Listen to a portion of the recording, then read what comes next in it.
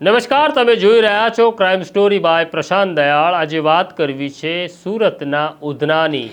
તારીખ 9મી ઓક્ટોબર રાતનો સમય હતો અને ત્યારે જ કેટલાક લોકો ઉધના પોલીસ સ્ટેશનમાં આવે છે। સિનિયર પોલીસ ઇન્સ્પેક્ટર SN દેસાઈને મળે છે અને ફરિયાદ કરનારનો દાવો અને ફરિયાદ એવી હતી કે તેમનો ભાઈ આમિર તેમને છેલ્લા 5 દિવસથી મળી રહ્યો નહોતો। તો કોણ હતો આમિર? આમિર મૂળ બિહારનો વતની હતો અને છેલ્લા 7 વર્ષથી તે સુરતના ઉધના વિસ્તારમાં કામ કરતો હતો। તેની પોતાની એક સિલાઈ મશીનની કંપની હતી જ્યાં તે જોબ વર્ક કરતો હતો અને તેની સાથે તેના મામા ઉક્તેકાર જે પણ બિહારથી આવ્યા હતા। આમ મામો અને ભાણો ભેગા મળી આ ધંધો કરતા હતા। આમિરના 15 સિલાઈ મશીન હતા જ્યારે ઉક્તેકારના પણ 15 સિલાઈ મશીન હતા। આમ 30 મશીનો અને 12 કારીગરો સાથે તેઓ સિલાઈનું જોબ વર્કનું કામ કરતા હતા। આમિર અને ઉક્તેકાર ઉધનામાં જ એક રૂમ ભાડે રાખી રહેતા હતા જ્યારે આમિરનો એક ભાઈ અને સિલાઈ કામ કરનાર મજૂરો ફેક્ટરીમાં જ રહેતા હતા। ઉધના પોલીસ સ્ટેશન આવેલા આમિરના ભાઈએ પોલીસને જાણકારી આપી કે રવિવારે છેલ્લે અમારો ભાઈ ફેક્ટરી ઉપર આવ્યો, અમે બધા સાથે જમ્યા અને પછી તે મારા મામા ઉક્તેકાર સાથે ઘરે જવા રવાના થયો। ત્યાર પછી અમને મળતો નથી। આમ 5 દિવસ થઈ ગયા છે પણ આમિરનો પત્તો નથી। આમિરનો ફોન સ્વિચ ઓફ આવે છે। આ ઘટનાની જાણકારી મળ્યા પછી ઇન્સ્પેક્ટર SN દેસાઈના મનમાં પહેલો સવાલ હતો કે મામા ઉક્તેકાર ક્યાં છે? એટલે જ્યારે મામાની પૂછપરછ થાય છે ત્યારે આમિરના ભાઈએ જવાબ આપ્યો કે મારા મામાએ પણ મારા ભાઈને શોધવા માટે પ્રયત્ન કર્યો પણ જ્યારે તેનો પત્તો ન લાગ્યો અને અમે પોલીસ સ્ટેશન જવાનું નક્કી કર્યું ત્યારે મામા ઉક્તેકારે એવું કહ્યું કે મારે પોલીસના લફડામાં નથી પડવું। આ આશ્ચર્ય હતું કે જ્યારે ભાણો ગુમ થયો હોય ત્યારે મામા આવવાની કેમ ના પાડે। એટલે ઇન્સ્પેક્ટર SN દેસાઈ તરત ઉક્તેકારને ફોન જોડે છે પણ ઉક્તેકારનો ફોન સ્વિચ ઓફ આવ્યો। આમ પહેલી શંકાનું કારણ હતું કે ઉક્તેકારનો ફોન કેમ સ્વિચ ઓફ છે। તરત ઇન્સ્પેક્ટર દેસાઈ પોતાના સ્ટાફને ઉધનામાં રવાના કરે છે। ઉક્તેકાર ઘરે નહોતો, તે ક્યાં હશે તેની તપાસ કરી તો ખબર પડી એક સગાને ત્યાં હોઈ શકવાની સંભાવના છે। હવે ઉક્તેકારને પણ શોધી કાઢવામાં આવ્યો અને પોલીસ સ્ટેશન લાવવામાં આવ્યો। હવેની વાત જરા પાછળ કરીએ।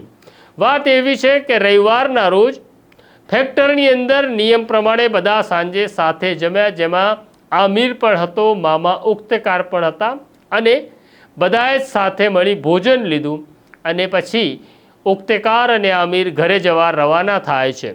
બીજે દિવસે સવારે એટલે કે સોમવારે જ્યારે મામા ફેક્ટરી ઉપર આવે છે ત્યારે આમિરનો જે ભાઈ ફેક્ટરીમાં કામ કરતો હતો તેને પૂછ્યું કે આમિર ક્યાં છે? ત્યારે ઉક્તેકારે એવું કહ્યું કે સવારે તે ક્યાંક બહાર નીકળ્યો છે। તેણે એવું કહ્યું છે કેટલીક ફાઇનાન્શિયલ પ્રોબ્લેમ છે માટે હું બહાર જઈ રહ્યો છું, મારો ફોન હું સ્વિચ ઓફ રાખીશ।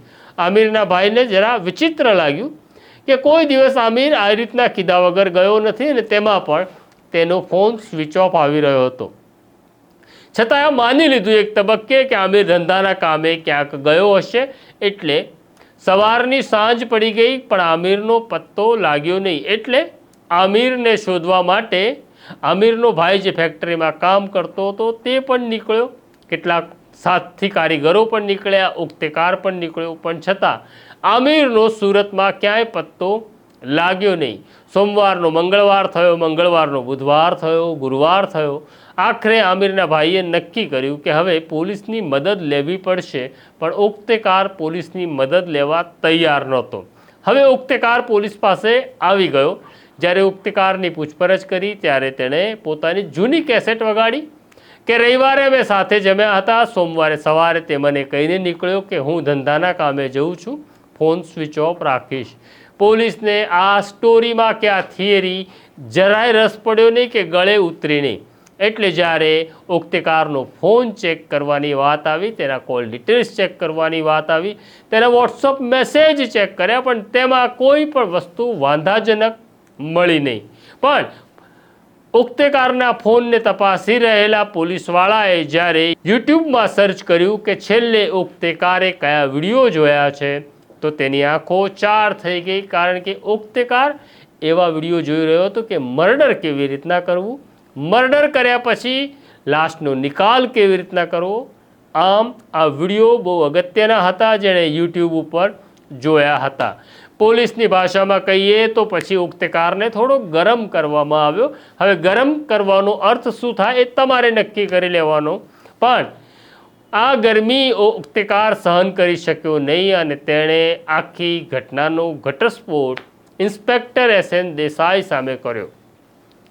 વાત એવી છે કે છેલ્લા 7 વર્ષથી આમિર અને ઉક્તેકાર બિહારથી આવી સુરતમાં સ્થાયી થયા.